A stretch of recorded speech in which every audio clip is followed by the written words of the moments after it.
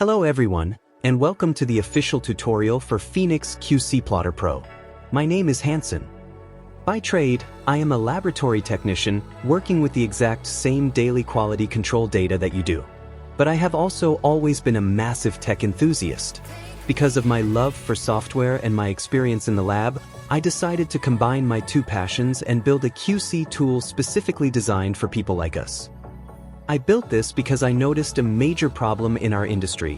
While other expensive quality control programs are filled with confusing menus that take a long time to learn, Phoenicx QCPlotter Pro provides a beautifully clear and simple screen so that every single technician in your laboratory can understand it and start using it perfectly from the very first minute without needing any extra help.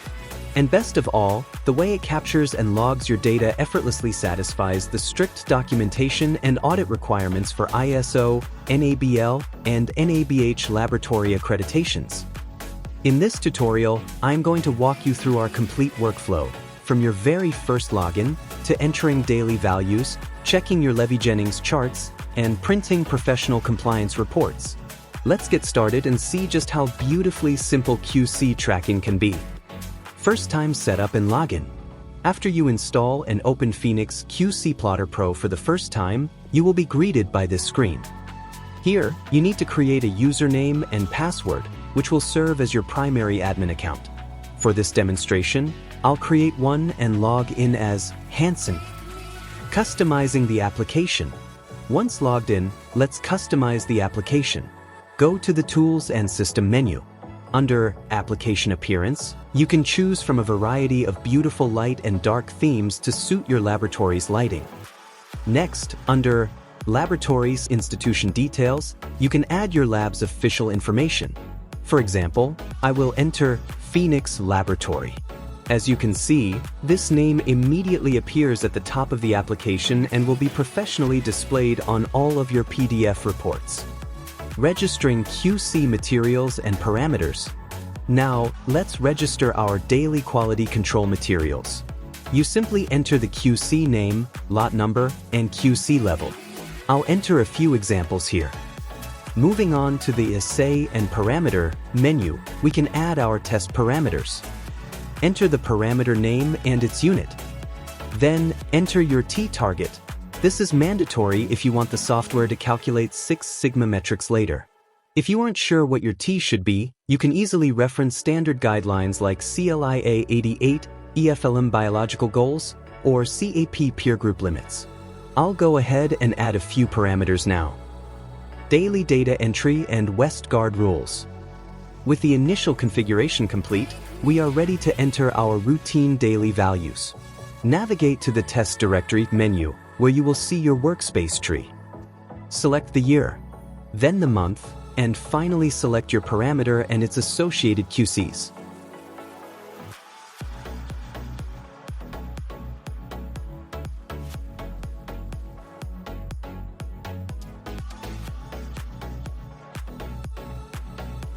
Click on Rapid Entry to start inputting your results.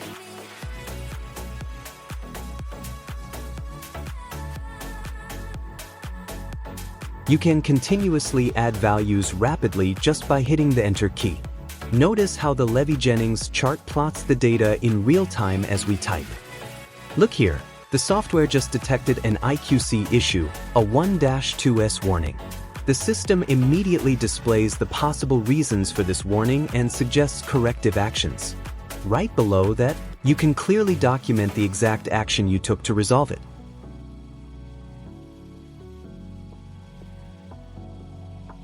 I'll continue entering data for the other QCs the same way.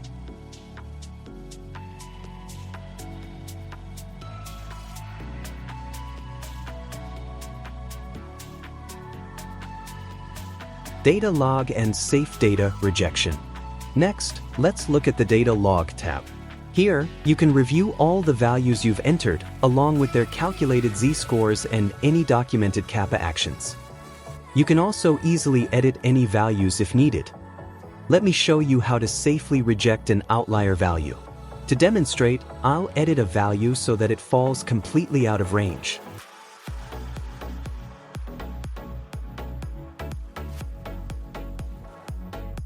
If you look at the chart, our CV is now skewed all the way up to 7.43%. We can safely reject this specific erroneous point by providing a documented reason. Once rejected, notice how the chart visually updates, and our CV drops right back down to an accurate 3.95%. Sigma and measurement uncertainty. Let's move over to the Sigma Metrics tab. This is where the t-target we entered earlier comes into play. To calculate your Sigma score, you just need to input your bias percentage. You can pull this from your EQAS reports, or you can calculate it directly in the app by entering your peer group mean and your lab's result.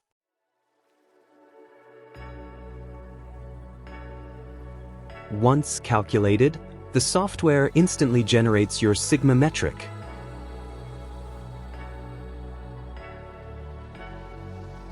You can toggle which QC level's CV % you want to use, and view your performance on the method decision chart on the right. Now, let's look at measurement uncertainty.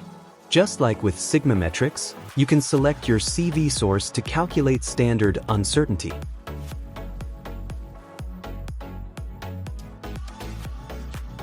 If you need to calculate expanded uncertainty, simply enable this toggle and input your calibrator uncertainty, which you can find in your kit insert.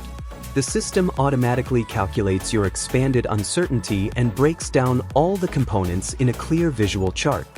Reporting, CSV import, export. Now that we've reviewed the Levy-Jennings charts, Sigma metrics, and uncertainty, let's compile everything into a report.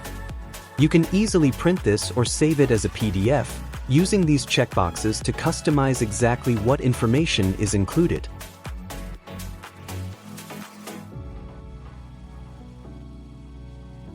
Quick tip: you can click the QC levels on the chart legend to hide or show specific lines.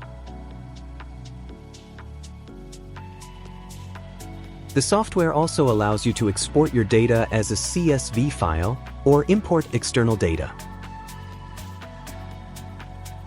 Let me import some data for a cholesterol parameter.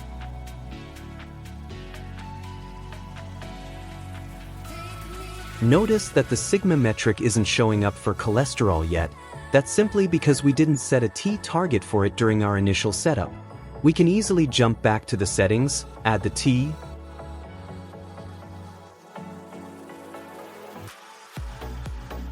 enter our bias, and the Sigma score generates perfectly.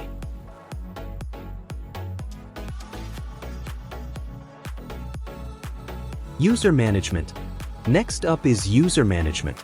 I'm going to create 2 new accounts right now, one with manager privileges and another as a technician. Thanks to our secure architecture, the very first password they enter will automatically become their permanent login. And remember, if you or your team ever need a quick refresher, our complete built-in tutorial is always just a click away. Backups. Now, let's talk about data security. Protecting your lab's history is critical, so let me show you our backup and restore system. I'll click Backup and save our current database. To prove just how reliable this is, I am going to do something drastic. A complete factory wipe. Watch this.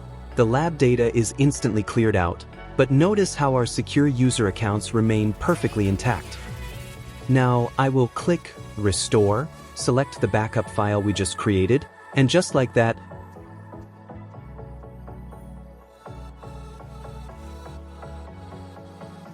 all of our data is restored successfully, exactly as we left it. No stress, no data loss. Audit Logs. Finally, let's look at the system audit log. For strict laboratory compliance, every single action we just took in this tutorial, who did it, exactly what was changed, and exactly when, is permanently locked into this tamper-proof log. You can easily search through it using these built-in filters, ensuring your lab is always perfectly organized and 100% audit ready. Thank you for watching. From one laboratory staff to another, here is to making our daily QC stress-free and perfectly organized.